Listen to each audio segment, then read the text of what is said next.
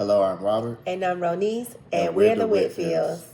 All right, so this is an informal episode, and what we did was we have some questions that ChatGPT put together. We have not practiced or read over these questions at all, but we did want to go ahead and start. We're going to try our best to give you guys updates twice a month.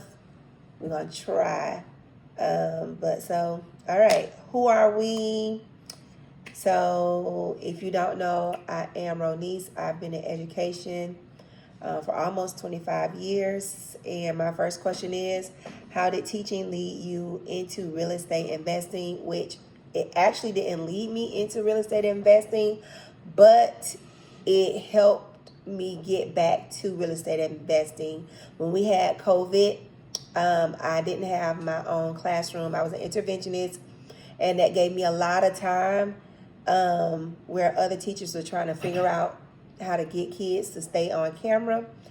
I had a lot of free time, and so with that, I drove around a lot and started seeing signs for selling. Was on Facebook groups, and realized that what I was making was not going to be feasible for the way I wanted to live after retirement.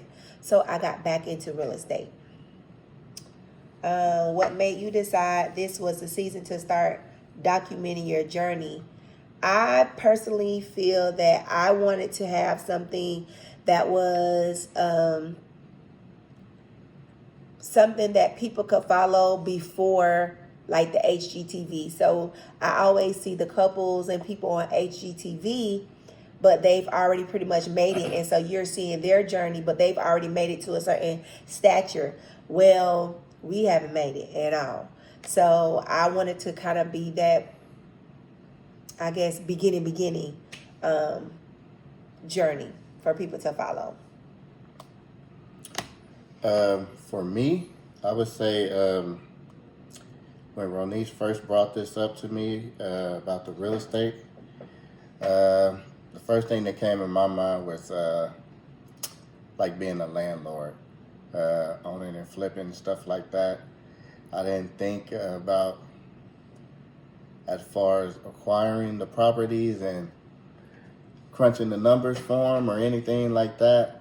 But since joining Wealth Through Real Estate Group and this real estate world, I would say the biggest lesson that I learned is not every project is the same. You run into different obstacles on pretty much every single property that you run into. There is a different obstacle that you learn every day or each time, whether it's state laws or probate or VA loans or trying to find the nearest heir. That's pretty much it. I was also say the best thing that I found out about real estate, that I have a niche for design. Unlike her, I am I guess good at putting certain patterns and colors and stuff together. So I've been told I have a good eye or a knack for that since joining real estate. All right, and just in case you don't know, like I said, I have my notes here, and he has his over there, so we kind of flowing from that. So I'm going to kind of read out the question so you kind of have a little background of where we're coming from. It says, what have you accomplished so far to prepare for your first flip? What have we done so far to prepare us for the first flip? Well, we've definitely been having our, I want to say, money or assets together. We have been constantly going to the classes, steady networking with people. You yourself, you are still trying to reach out and get that first deal. I know one thing that I've done as well is I've started an LLC for the company. I have the EIN. We have our business account. You also open up corporate accounts at retail stores like Floor and Decor, Home Depot, stuff like that. And of course, a lot of networking. I'm just trying to see what kind of other stuff like behind the scenes that we've done. A lot of studying, a lot of asking questions in our group. Like Robert said, we're a part of a real estate group. And just try to do a lot of legwork, watching videos all the time, on YouTube, following people on social media.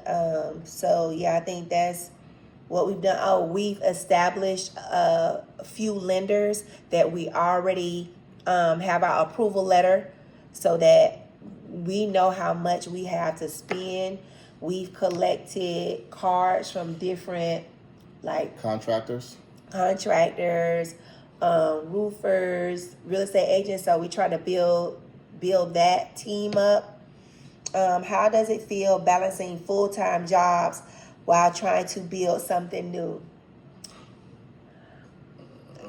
I don't have a lot of job responsibilities in the position that I'm in right now. So for me, it's not too bad. Like I said, I've been in education for almost 25 years. So I'm in a sweet spot in the position that I have. So to be honest, it's really not that bad for me. I don't want to sound like I don't do anything, but compared to teachers, I don't do anything. So I'm not burnt out at the end of the day. I would say for me, my job isn't hard or, physical or anything like that. It's just like I'm trading time for money in a sense. So if I'm not at home, pretty much I'm at work, putting in a lot of hours here, just to, I guess, pick up slack here and there. But I wouldn't say my job is hard. I don't want to let them know that, but it's not hard. Okay. They'll find out once we hit it. Okay, what are you learning about working together as a married couple in this business? I would say, as a married couple, especially working together, it's like, man, you don't get a break or time apart. It's like how they say, you don't want to work with your spouse or whatever because y'all don't never have time apart. But here it's like, oh man, you sometimes you get on their nerves. Sometimes you don't want to be bothered. You can't really tell them what you want if you were at a regular 9 to 5 or whatever, because you gotta see them at the end of the day. But I mean, it's here and there, depending on the day and the project. Let me read this again now. What are you learning about working together as a married couple in this business? Okay, Go. So working together as a married couple in the business is it's we don't even. You're gonna learn a lot more about your spouse. You do spend a lot of time with them. You find out their habits, what they're good at, what they're not good at. Like for instance, she's good at crunching numbers. Me personally, like I said, I think I've been told I have an eye for design and picking stuff out. I pretty much know the geography when it comes to houses and the areas. where they're located, like some of the best areas and where to pick them out. But I think you get to know what you're good at and what the other person is good at. And that's, first of all, we still work. So I don't even understand why he sat up here and said, you round them all the day.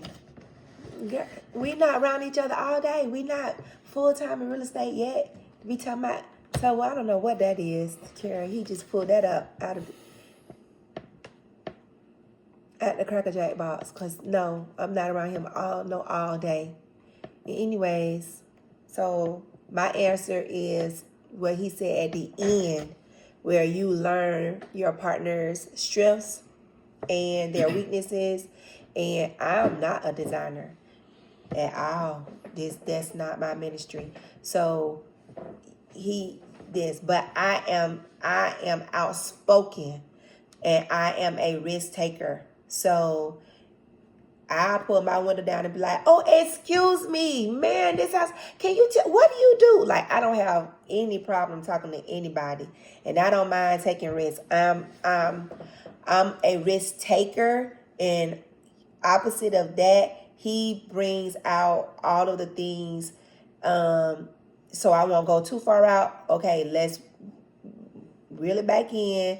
Let's, what if this happens? What if this happens? So he's bringing in all of the things that could happen that I might jump and not take into consideration because I'm on the positive. Oh, if we do this, then this. Now, it's not to say that I'm just jumping out with no thought process whatsoever.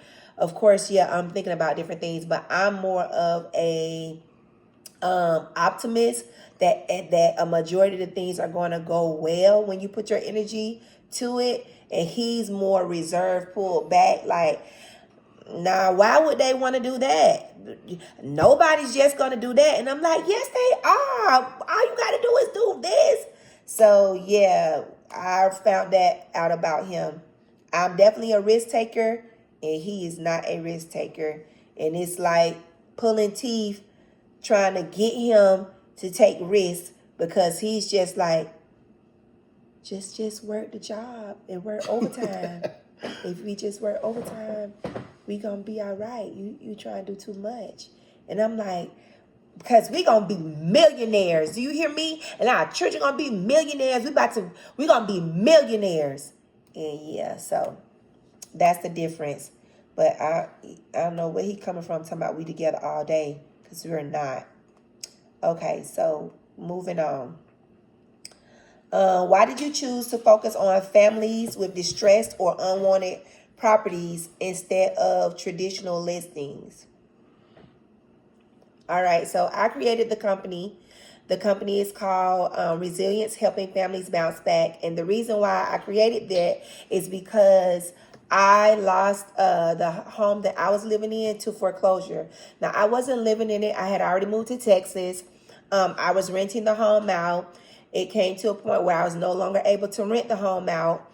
And because I was younger, I did not keep up with all my paperwork in the move. La, la, la, la, la, la. Story for another day.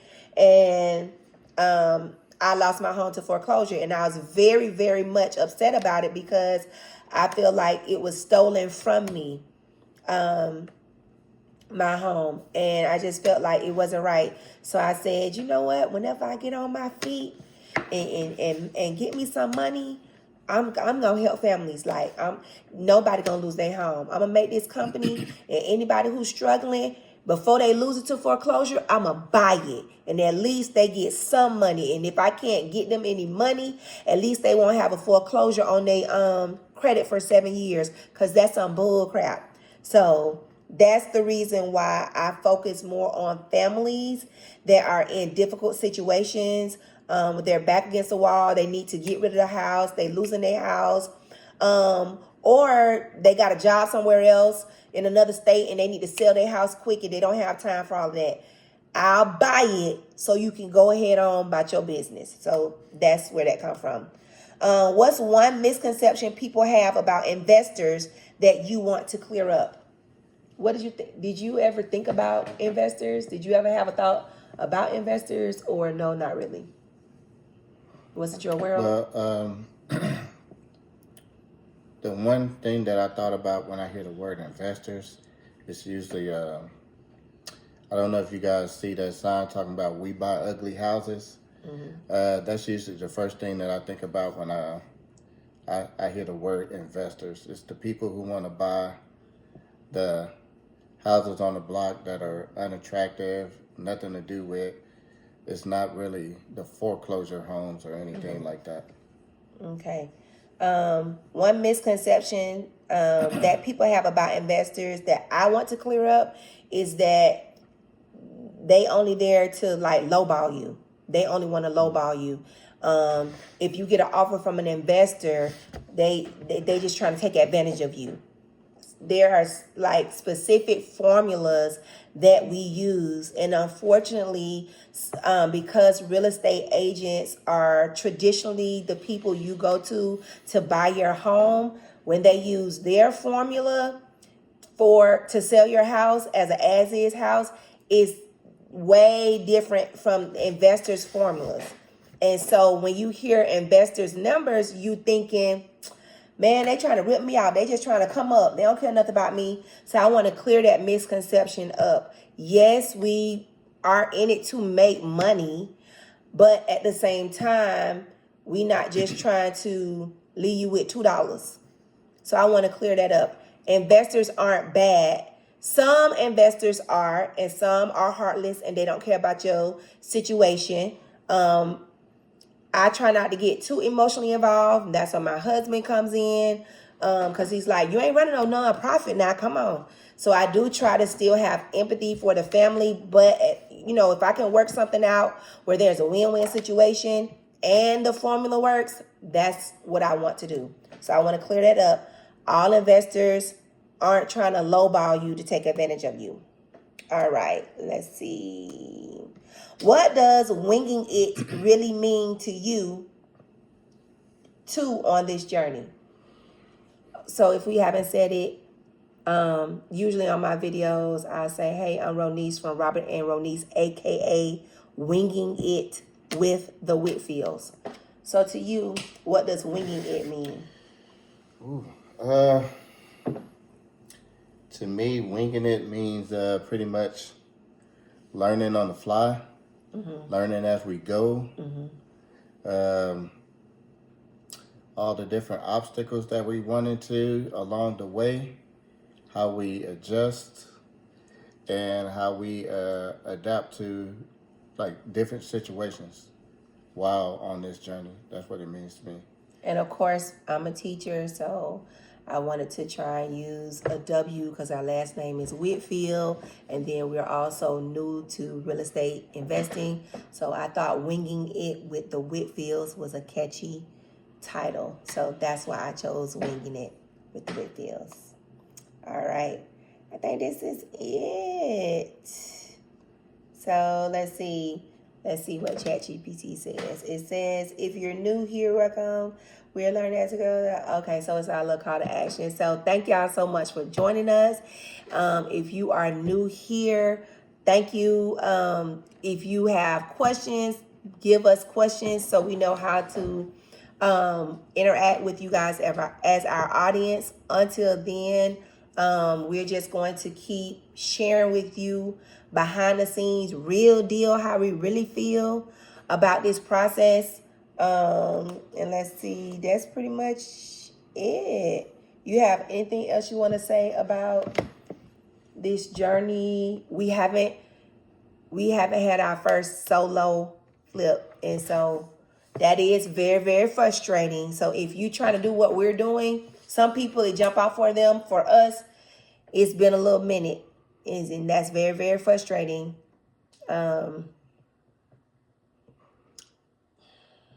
Your true thoughts, for real. About the journey so far? About the journey so far, like people, like for real, don't like HGTV it. I would say the journey so far, it has and is, at times can be stressful. It is challenging both physically and mentally. You gotta still have that drive and will to like go on, because you never know, you could be this close to a person saying yes or your next deal. I just say that you gotta hang in there. Don't take no's for answer. Just use those as stepping stones towards a yes. Other than that, I mean, it's pretty much a 9 to 5. It's gonna be a grind. Yes. Yeah. It does take work. We disagree a lot, you know. She do. So this probably why he feel like it's a 9 to 5, because I intensify things a lot, and I really ask of Robert a lot. Like this video stuff is a lot, okay? Because he's not a camera guy. I'm more of in the front. So whenever y'all see Robert on the video, please hit the like button in the comment, because this is a lot. And I'm extremely creative, and I'm always like this, running around and creative, changing my mind, doing this. So that's probably why he feels like we together all the time, because we ain't together all the time. But when I am, I'm like, so we need to have a meeting and let's discuss it, and what's our goal, and then what are our steps, what are the actionable steps, that's that, and let's do this, and come on, let's match. We got to get matching shirts. Then you're not gonna wear this, so you're not gonna match with me. So it's a lot of like, I get on his nerves. I know that. But a lot of me getting on his nerves is because I'm frustrated, and I really want it to work for the both of us and our kids. And it's not, the money ain't hit the bank yet. So it's very frustrating to me, and I want to go into super overdrive. And that's why he might feel that pressure from me. But I'm going to be as transparent as possible with the journey.